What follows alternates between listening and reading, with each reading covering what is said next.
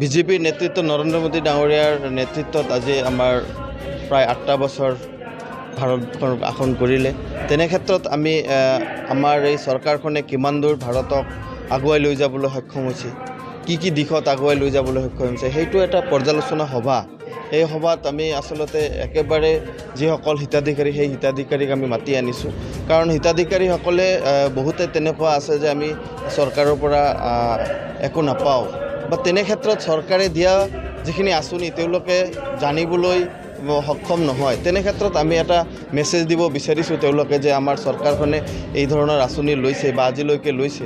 তেনেকৈ আমাৰ যিসকল হিতাধিকাৰীয়ে পাইছে বা যিসকলে পোৱা নাই, তেনে ক্ষেত্ৰত আমি এটা আলোচনা ইয়াতে সকলোৱে মিলিত হৈছোঁ। আৰু যোৱা 8টা বছৰে আমাৰ নৰেন্দ্ৰ মোদী ডাঙৰীয়াৰ নেতৃত্বত ভাৰতবৰ্ষত যেনেদৰে আগুৱাই লৈ গৈছে, আজি আৰ্থিকভাৱে স্বাৱলম্বী কৰিছে।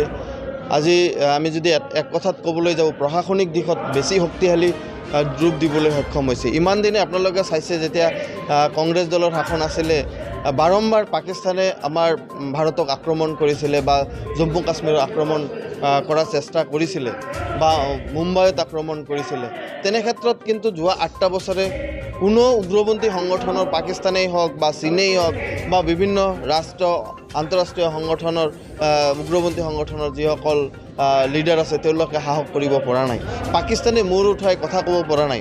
তেওঁলোকে হয়তো কিছুদিন আগত চেষ্টা কৰিছিলে যে ভাৰতৰ প্ৰধানমন্ত্ৰী কিমান শক্তিশালী সেই তেওঁৰ নেতৃত্ব দেখাৰ চেষ্টা কৰিছে, তাৰ প্ৰমাণ কিন্তু লগে লগে তেওঁলোকে পাই গৈছে। তেনে ক্ষেত্ৰত আমি ভাবোঁ যে আমাৰ প্ৰধানমন্ত্ৰী ডাঙৰীয়াই এটা শক্তিশালী ৰূপ দিবলৈ সক্ষম হৈছে ভাৰতবৰ্ষক। আৰু শৈক্ষিক ক্ষেত্ৰতো বহুতখিনি আগবাঢ়িছে। আমি যদি চিকিৎসা ক্ষেত্ৰত কওঁ, বহুতখিনি আগবাঢ়িছে। আমি যোৱা কেইদিনমান আগতে আমাৰ অসমতো প্ৰায় 8টা কেঞ্চাৰ হস্পিটেল আমি পাবলৈ সক্ষম হৈছোঁ। আমাৰ প্ৰতিখন জিলাত এখনকৈ জিলা হস্পিটেল আৰু এখনকৈ আমাৰ মেডিকেল কলেজ দিয়াৰ কাৰণে যি চেষ্টা হাতত লৈছে, তেনে ক্ষেত্ৰতো আমি সকলো জিলাই পাম। আমি বাক্সা জিলায়ো তেনে ক্ষেত্ৰত আমি পাম। বাকী আপোনালোকে যদি কয় যে একেবাৰে গৰীব কল্যাণ যোজনাৰ জৰিয়তে আমাৰ গৰীবসকলক, দুখীয়াসকলক যি সকাহ দিছে, হয়তো কোনো চৰকাৰে দিব পৰা নাছিলে। যোৱা ক'ভিডৰ সময়ত যি অৱস্থা গোটেই বিশ্বৰ হৈছিলে, কিন্তু আপোনালোকে জানে যে ভাৰতবৰ্ষক নৰেন্দ্ৰ মোদী ডাঙৰীয়াৰ যি সুনেতৃত্ব আছিলে, সেই নেতৃত্বই কিন্তু ভাৰতবৰ্ষক ইমানখিনি ক্ষতি কৰিব পৰা নাই। বিভিন্ন ৰাষ্ট্ৰৰ তুলনাত, বিভিন্ন দেশৰ তুলনাত কিন্তু ভাৰতবৰ্ষই এটা শক্তিশালী ভূমিকা লৈছিলে। সেই ক্ষেত্ৰত প্ৰায় 1 কোটি চেপ্টাৰ হয়, এইটো বেলেগ চেপ্টাৰ হয়। কিন্তু মই নাভাবোঁ যে কোনো ধৰ্মক লৈ আলোচনা সমালোচনা কৰা ঠিক। কিন্তু আজি এই সৰু এটা কথাৰ কাৰণে গোটেই মুছলিম সমাজে জাঙুৰ খাই হৈছে, বিভিন্ন ৰাষ্ট্ৰবোৰ জাঙুৰ খাই হৈছে, মুছলিম ৰাষ্ট্ৰবোৰ জাঙুৰ খাই উঠিছে। তেনে ক্ষেত্ৰত আমি বিভিন্ন সময়ত চাইছোঁ বাংলাদেশৰ ধৰ্মগুৰুসকলে বা পাকিস্তানৰ ধৰ্মগুৰুসকলেও কিন্তু আমাৰ ভগৱান শ্ৰীকৃষ্ণকো বিভিন্নভাৱে সমালোচনা কৰিছে। মই কিছুদিন আগত এটা ভিডিঅ' চাইছিলোঁ, তাতে এজন মুছলিম ধৰ্মগুৰুৱে আমাৰ ভগৱান শ্ৰীকৃষ্ণক ৰেপিষ্ট বুলি কৈছিলে। তেনে ক্ষেত্ৰত কিন্তু আমাৰ বিশ্বাস আছে, আমাৰ আত্মবিশ্বাস আছে যে আমাৰ ধৰ্মগুৰু আমাৰ ওচৰত ডাঙৰ আৰু বিশ্বৰ আটাইতকৈ শক্তিশালী ধৰ্মগুৰু আমাৰ ভগৱান শ্ৰীকৃষ্ণ। আৰু আমি তেওঁক ভগৱান বুলি মানিছোঁ, আমি সদায় মানি যাম। কোনোবাই ক'লেই কিবা এটা হৈ যাব, কোনোবাই ক'লেও তেওঁ দুৰ্বল স্থিতিত আহিব, তেনেকুৱা নহয়। সমালোচকসকলে সমালোচনা কৰিব, আমি এইবিলাক গুৰুত্ব নিদিওঁ কেতিয়াও। এইটো যদি আমি এক কথাত ক'বলৈ যাওঁ, এটা শক্তি আছে নিশ্চয়কৈ। নহ'লে আজি পাকিস্তানেই হওক বা বিভিন্ন মুছলিম ৰাষ্ট্ৰসকলে যেনেকৈ জাঙুৰ খাই উঠিছে, কিয় উঠিছে? আজি এই ধৰ্মগুৰুৰ কথা, তেওঁ হজৰত মহম্মদৰ কথা ক'লে কি হজৰত মহম্মদ সৰু হৈ যাব নেকি? তাৰমানে কি তেওঁলোকৰ আত্মবিশ্বাস নাই? আমাৰ যেনেকৈ আত্মবিশ্বাস আছে যে আমাৰ ভগৱান শ্ৰীকৃষ্ণক কোনোবা সমালোচনা কৰিলে ভগৱান শ্ৰীকৃষ্ণ সৰু হৈ নাযায়। ঠিক তেনে ক্ষেত্ৰত আমি কিন্তু নাভাবোঁ যে কোনোবাই আলোচনা কৰিলে কোনোবা ধৰ্মগুৰু সৰু হৈ যাব। তেনে ক্ষেত্ৰত তেওঁলোকৰ দুৰ্বলতা আছে নিশ্চয়কৈ। সেইকাৰণে তেওঁলোকে কোনোবাই কিবা এটা ক'লে সেইটো লৈ ইমান দাংগা কৰে, যাতে তেওঁলোকৰ যিখিনি ভিতৰুৱা কাহিনী আছে এইখিনি যাতে কোনো তুলি ধৰিব নোৱাৰে সমাজৰ আগত। মই এটা কথাই সকলো জনগোষ্ঠীকে ক'ম বা সকলো বিভিন্ন ধৰ্ম বা বিভিন্ন জাতি জনগোষ্ঠীক এটা কথাই ক'ম, চাওক, যাৰ যাৰ ধৰ্মগুৰু তাৰ ওচৰত, যাৰ যাৰ ধৰ্ম তাৰ ওচৰত ডাঙৰ। মোৰ মা মোৰ ওচৰত ডাঙৰ বুলিয়ে মই মোৰ মাক ভাল পালে, মোৰ কাৰোবাক বেয়া পোৱাটো নুবুজায় তেনেকৈ মোৰ ধৰ্মক যদি মই ভাল পাওঁ কাৰো ধৰ্মক বেয়া পোৱা নুবুজায় সেই ক্ষেত্ৰত মই এটা কথাই অনুৰোধ কৰিম যে সকলোৱে শান্তি বাতাবৰণ আমাৰ ভাৰতবৰ্ষত এটা সৃষ্টি কৰিব লাগে যি অশান্তিৰ পৰিৱেশ সৃষ্টি কৰাৰ কাৰণে বিদেশী শক্তিয়ে উঠি পৰি লাগিছে তেনে ক্ষেত্ৰত বিভিন্ন ধৰ্মাৱলম্বী লোকসকলে যাতে উচতনিমূলক বক্তব্যত পুত নাযায় তেওঁলোকে যাতে আমাৰ ভাৰতবৰ্ষক এটা শান্তি প্ৰতিষ্ঠা কৰাৰ কাৰণে আগুৱাই আহে সেই অনুৰোধ মই সকলোকে ৰাখিম চাওক এইটো কথাটো সকলোৱে জানে যে যোৱা চৰকাৰত আঁঠুৱা সূতা কম্বল স্প্ৰে মেচিন মানে কোটি কোটি টকাৰ এইবোৰ যোগান দিয়া হৈছিল সেইবোৰৰ মূল্য হিচাপে জানে জ্বৰ যিটো সামগ্ৰীৰ মূল্য 100 টকা অৰ্থাৎ 800 টকা উল্লেখ আছিলে যিটো সামগ্ৰীৰ মূল্য 300 টকা সেইটো 2000 টকা উল্লেখ আছে এনেকুৱা ধৰণৰ উদাহৰণ বহুতকেইটা আছে গতিকে এইটো বৰ চিন্তনীয় বিষয় খুব কথা এইটো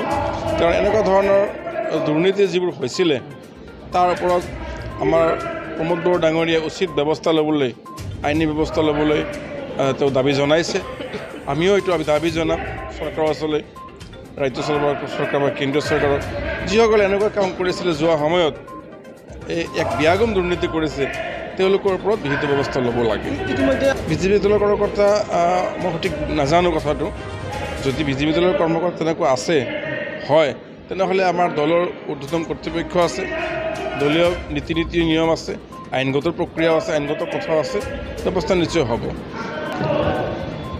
কেএলৰ ওপৰত মই খুব বিশেষ কোনো ধৰণৰ মন্তব্য দিব নোখোজোঁ মুখ্যমন্ত্ৰী ডাঙৰীয়া আছে আমাৰ হোম ডিপাৰ্টমেণ্ট আছে আমাৰ অসমত খুব শক্তিশালী কেইবাটাও বিপ্লৱী সংগঠন ইতিমধ্যে মূলতলৈ ঘূৰি আহিছে গতিকে কেৱল তেনেকুৱা ধৰণৰ স্থিতিত অহা নাই যে কেৱল কাৰো মূৰৰ কামোৰণি স্বৰূপ হ'ব মই নাভাবোঁ গতিকে কেৱল হয়তো তেওঁলোকৰ যি দাবী আছে সেই দাবীসমূহ তেওঁলোকে আলোচনাৰ মাধ্যমত তেওঁলোকে সেইবোৰ সমাধা কৰি পেলাই মূলতলৈ ঘূৰি আহিব মই ভাবোঁ नोंथाङा सरकारि साख्रि नागिरदोंना नोंथांनि थाखाय मोनसे गोजोनथाव खौरां नोंथांनि थाखाय दं एडुकेट पॉइंट जेराव नोंथाङा सोलोंथाइ लानायनि गेजेरजों सरकारि साख्रिनि गुबुन गुबुन रोखोमनि गोब्राब आनजादफोरखौ उथ्रिसारनो हागोन आरो गावनि आथिङाव गसंथानो हागोन बे एडुकेट पॉइन्टआव नोंथांमोना SSC bank PO bank clerk bank SO UPSC FSC defence railway state insurance AAO ADO एसिस्टेन्टजों लोगोसे स्टेट लेभेल जब आरो माखासे सरकारि साख्रिनि आनजादाव गोनांथि जानाय आयदाफोराव सोलोंथाइ लानो हागोन मख'नो गोनांदि बे सोलोंसालियाव साख्रिनिल' नङा बेयाव एमबिए आरो सैनिक स्कुल बायदियाव एडमिशननि थाखाय एन्ट्रेन्स होनो थाखायबो सोलोंथाइ लानो हागोन बे सोलोंसालियाव गाहाम थाखो खथानि सुबिदा दं आरो सम मथे नोंथांनि सोलोंथाइखौ बे सोलोंसालियाव होनाय जागोन बेखौबो मिथिनांगोन दि बे एडुकेट पॉइन्टआव सोलोंथाइ लानानै बावैसो 2021-22 इं मायथाइनि एसएससी जिडिनि आनजादाव गासै 11 सा सोलोंसाफोरा उथ्रिसारनो हादों बारा नङा गासै 15,000 रांजोंनो नोंथाङा बे सोलोंसालियाव 6 दानसिम सोलोंथाइखौ लानो हागोन बे सोलोंसालिया क'क्राझार बरपेटा रड गलपारा आरो बङाइगावआवबो दं क'क्राझाराव सोलोंथाइ लानो गोसो गुदुं जानाय सुबुंफोरा 70020261333 9101 536360 70020261333 9101536360